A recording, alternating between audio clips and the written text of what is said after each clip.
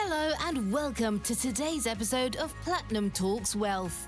Emmy-nominated journalist Jennifer Rogers Markwell changed gears in her television career when she realized the need to help women make sense of investing. She regularly hosts educational workshops to empower women and others to take charge of their financial future. Now, join your host, Platinum Wealth Management President Jennifer Rogers Markwell, as she leads us into the world of money memories, money infidelities, and how these can mold our relationship with our personal finances as adults. Let's dive into today's episode.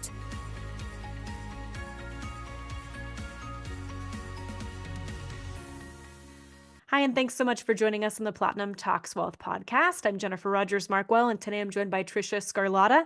Thanks so much for making time. Oh, Jennifer, thank you so much for having me. I appreciate it. Of course, no, my pleasure. So first question I always ask is tell us all about you and why you do what you do. Oh, gosh. Well, so I am the head of education savings at JP Morgan Asset Management. I have been in this space for quite some time, probably longer than I want to admit. And I would say I got here in an interesting way. I am first and foremost a mom. So I have two kids. I have two boys, a 22-year-old graduating from college in a couple weeks, and then an 18-year-old graduating from high school in another month. And I got into this business, quite frankly, because when my 22-year-old was one, I decided that I was having a really hard time balancing parenthood and working. And so I decided at the time that I wanted to stop working and stay home with my son. And at that time, the firm that I was working for convinced me to be a consultant. And so I could stay home, be with him, but still keep my toes and feet and everything else back into the business, when at that time they were just launching their first 529 plan. And so I started out really wanting to be able to focus on motherhood, but not really wanting to leave. The opportunity came along to do consulting for 529 plan business. And then it's been, ever since then, I've been in the space. So that's 22 years. That's crazy. So for folks Yeah. that know maybe a little bit about 529s, but maybe don't know everything, explain what a 529 is and then how it can help folks. Obviously, we know it's educational spending, but maybe some folks don't really know quite what that means. Sure. A 529 plan is a vehicle for, saving and planning and investing for higher education. And so what you do essentially is you take after-tax dollars, you invest them into a 529 plan of your choice, and those dollars grow tax deferred over time. So grow tax deferred, and then when you make a withdrawal, similar to a Roth IRA, they come out tax-free as long as you're using them towards qualified expenses. And those qualified expenses, Jennifer, because you counsel your clients all the time on saving for college, but those qualified expenses have really expanded over the years. So they're what you would think they'd be, right? 2- and 4-year institutions. So, your traditional colleges, whether it be community or public or private across the country. And they're really expanded now to also include all the expenses associated with college. So room and board and your computer and all that stuff. But also now it's expanded to vocational school, to apprenticeships. You can now use up to $10,000 a year for K through 12 expenses. So if people are sending their kids to private school, you can use that. And, you have the ability also now to roll over to a Roth IRA. If you have excess in an account and you want to be able to start a retirement account for your child, you can. So it's a vehicle that offers lots of flexibility, but is really geared towards families who want to plan and invest towards a child's higher education. I was just going to say, so two things. You can front load, right? If you have extra money yeah. on the sidelines, you can do the front loading process. So I'll have you touch on that. And then also the mere fact that if you don't use this, I think it's very interesting with 529s, you can put it to somebody else in your same family to use for educational expenses. And if it's not used, like you'd said, you can take a portion of it and put it over into a Roth IRA. So you're saving not only for education, but like you and I had talked about over lunch, you're also saving for retirement potentially too for, your little one. I presented last week in the Las Vegas area to probably about 120 clients. And whether it's clients or advisors, the most common question since this has come out, which is the Roth IRA approval to roll over, that's what everyone asks about. Everybody, and I love that, because you now have the ability to gift education and potentially a retirement account. So in our College Planning Essentials Guide, we have a page that talks about that 5-year gift. So 529 plans, as you mentioned, are the only investment vehicle where you can do that upfront gift of 5 years. So now it's this year in 2025, an individual can gift 19,000 times 5. So that's $95,000. And a couple filing jointly can do double that. So 38,000, and that 5-year upfront is 190,000. So you could really front load the account. And then obviously we talked about, the fact if you have excess in the end, you can do that Roth IRA rollover, which is, the max is 35,000. And so some things to think about is, you can only roll over the maximum that an IRA account is allowing you in that year. So this particular year, you can actually put $7,000 into an IRA. So that's what you could roll over this year. And so it may take you 5 years to do that rollover, but you can do it. So again, the big fear for people is, but the big hesitation for people to do a 529 account is A, I'm not sure what my kid's going to do. Right? I'm not sure that they're going to go to college. And B is, if I have excess, I don't want it to be sitting in the account. So A is that most kids do go to college. About 70% go on to a 2 or 4 year institution. So that's number one. But as you mentioned, you could change beneficiaries. So even if child 1 doesn't go to school, you could change it to child 2. So lots of flexibility in changing the beneficiaries. And then now, obviously, you have the ability to do that Roth IRA rollover. So if there's excess, you could always do that if you didn't want to give it to another person. And then also too, for folks that may be saying, wow, that's a lot for me to throw in out the gate. I mean, you can start anywhere with 529s. That's the fantastic thing, right? Regardless of where you're at, you can, start doing small amounts and whatever that is, because that adds up fast too. I mean, I think back to, all of us, if we could rewind the clock and be 18 and, Yeah. have really solid IRAs and be doing all the right things, I think anyone would want to do that. But you have to start somewhere regardless. Whether you're able to front load, fantastic. And if you're not, just doing it little by little on a monthly basis and dollar cost averaging in is powerful. You bet. And a lot of these plans, Jennifer, are like as low as $15. So, you can get in very low. And look, people always feel like it's never enough. It's not going to be enough. You know what? Maybe it's not going to be enough to fund 100% of a college education, but who cares? Every dollar you put away and invest today is less debt in the future. And so you do what you need to do. You do what you can do. Every family's goals are going to be different. Yes, some people want to be able to save 100%, and I respect that, but not everyone can. So you do the best you can. And look, doing something is better than doing nothing. Totally. And you and I were discussing this. I think this is a part of your big financial picture at the end of the day, right? You want to make sure that you're taking care of retirement, what things Yep. look like for you and your family members. And it really comes down to holistic planning and making sure that you're doing all the right things where you can. Yeah. And I think people are intimidated too, Jennifer. Like everybody thinks they have to have millions and millions of dollars to seek counsel and guidance from someone like yourself. And the reality is that, you have clients all over the place, I'm sure. And so that's something to think about too, is, it's okay to ask for help. And that's why people like yourself are there.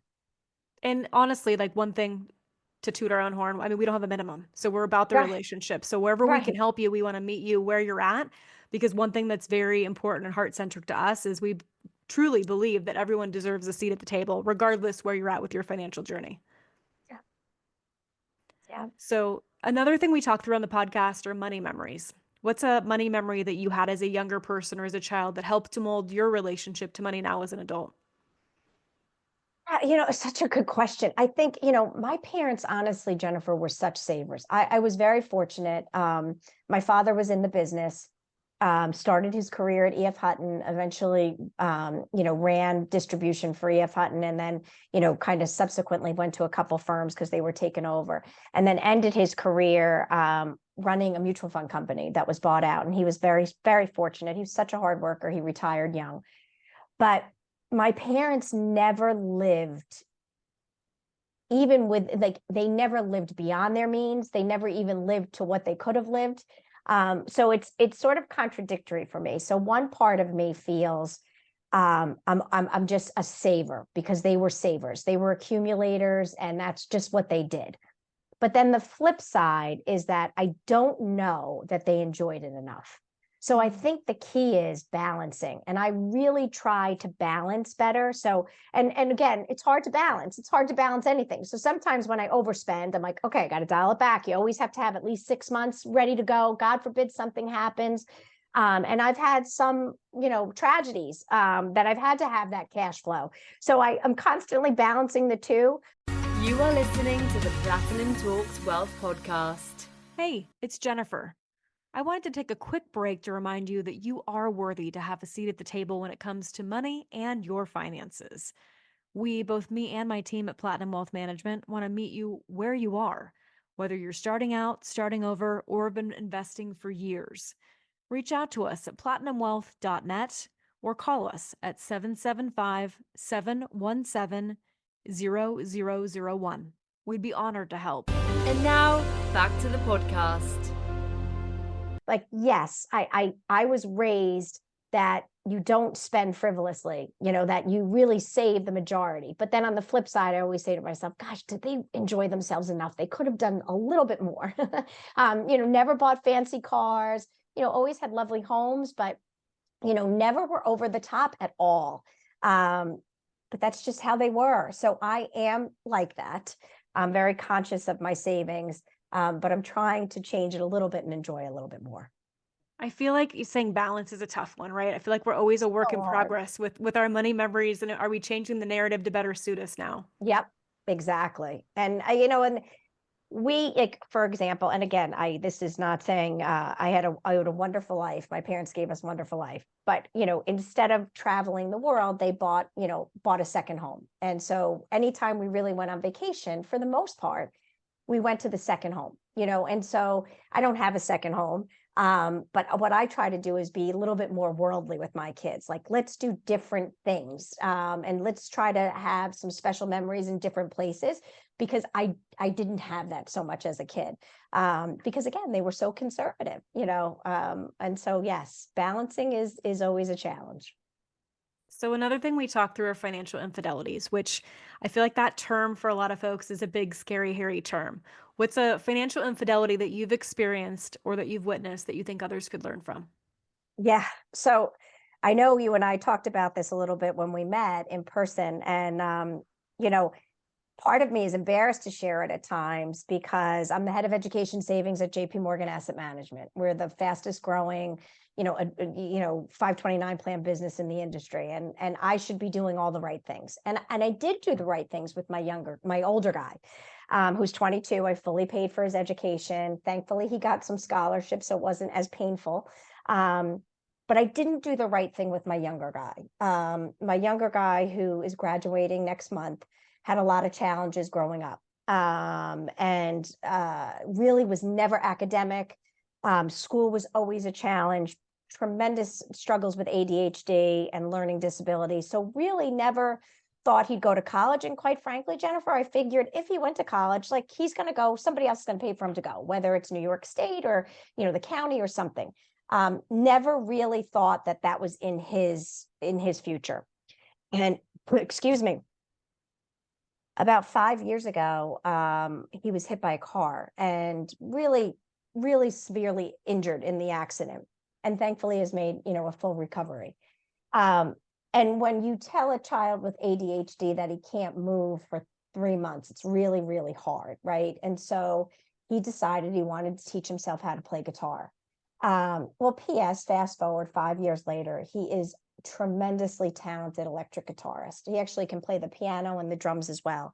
And wound up going to a specialized high school for the arts, got accepted early, and now wound up, he's going to be going to the University of Hartford, their School of Music, which is a pretty renowned school within the country. And so we certainly did not anticipate that. And he did too get a great scholarship.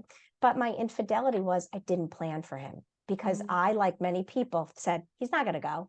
He's not going to go. So why am I going to put money away? And in my defense, back then, it was not as flexible as it is today. But I, like many people, really had to catch up, and so I would say I didn't plan as appropriately as I would have hoped. And again, like I said, I should have done it no matter what. I should preach what I say. But the last person I thought that would be going on to a 4-year institution is my son. And clearly, I'm so proud of him. And it is amazing. But there really is, these institutions offer so much, Jennifer, I mean, it's not just about being an English major or political science major or whatever it may be, or business major. There's so much out there now. So the likelihood that a child isn't going to go is so slim. And so I would say, don't make that same mistake I made, because I'd hate to see people having to, pay out of pocket and not having had benefited from that tax-free compounding and those tax-free withdrawals. So I'm doing what many people are doing, and I'm catching up. And the thing to remember with college is a child's there 4 years. So even if you only have enough saved for, say, 2, you could still save while they're there. And I intend to do the same thing. Thank you so much for sharing that. When you first shared that, I was so floored by that story, first off. And the whole thing, I was like, is he okay? Is he all right? Like, Yeah, what's he's going fine. on? And oh my gosh, trust me, like my he's heart fine. Yeah. dropped in my stomach when you were sharing that with Yeah. me. But what an inspirational story. Like, truly Yeah. so inspirational, especially with, all that he's gone through and where he is now, but the knowledge that you had too. And again, who wouldn't think, oh no, he's good, we're going to figure out something, it's going to be different, right? So many people would easily have done the exact same thing. Yeah. And it's, I figured he'd go right to work or, go into production. Well, P.S. in production, you really need a degree. And, he thinks he knows how to produce. He really, he does, but not like a professional. You need a professional degree. So it's just, it's a lesson learned. And I do share that quite often now, even though, like I said, part of me feels, embarrassed to say, but, I think I'm like everybody else. It's not always easy. And, honestly, his early years, I was focused on those dollars being on, therapies and different types of things to get him to where he is today. So those dollars were being used elsewhere. Look, we do the best we can as parents. We do the best we can. Yeah, no. And thank you so much for sharing that. Like, that truly is so inspirational. And hopefully others will listening that will inspire them to absolutely think their kid's going to, go to college or move forward, whatever that direction looks like. You bet. So as we start to wrap things up, I always like to ask, what are tips and or tricks that you use to utilize money differently in your own household? Well, we talked about the Roth IRA. I honestly, Jennifer, every kid should have a Roth IRA. I mean, I was, too young to, or not, I guess it didn't come out until after I was older, but I mean, if your child is working and earning income, there is no reason not to open up a Roth IRA. I mean, you obviously can only contribute up to what they've earned, but that, I would say, for me, I recently went to Fordham and spoke to a bunch of kids at their business school, and they asked me what to do. What's the first thing you would do today? And I said, open up a Roth IRA. And I would say in my house, I now do it with my kids, and they contribute every year. And look, sometimes they don't, they spend all their money. All kids do. So sometimes I give them the money for the holiday or whatever and put it in the account. But I would say that is my number one tip. And in terms of retirement, and they take it out tax-free. It's unbelievable. But I would say the second thing, and when it comes to planning for college, is a lot of people don't realize that, especially as you get closer to college, you can contribute more than once a month. So a lot of people get paid, say, the 15th or the 30th a month. Like, you can contribute both times. So you could wind up doubling up in those years as they're in high school, and contribute twice a month. Or maybe you're doing $200 a month and you can't do $400, but maybe you could do $300. You can contribute more than once a month. So remember that. And that's the way to really try to increase what you're saving on a month-to-month basis, is to do that.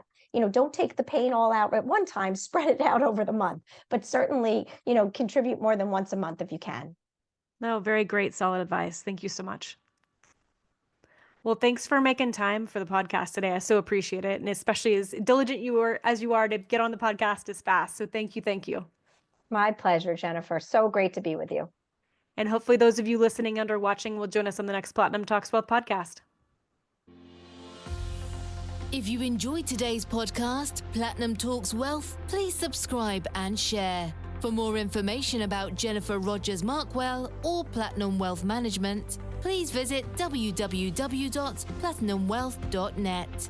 Securities and advisory services offered through LPL Financial, a registered investment advisor, member of FINRA and SIPC. The opinions voiced in this podcast are for general information only and are not intended to provide specific advice or recommendations for any individual. To determine which strategies or investments may be suitable for you, consult the appropriate qualified professional prior to making a decision. The guest speakers and their companies are not affiliated with or endorsed by LPL Financial or Platinum Wealth Management.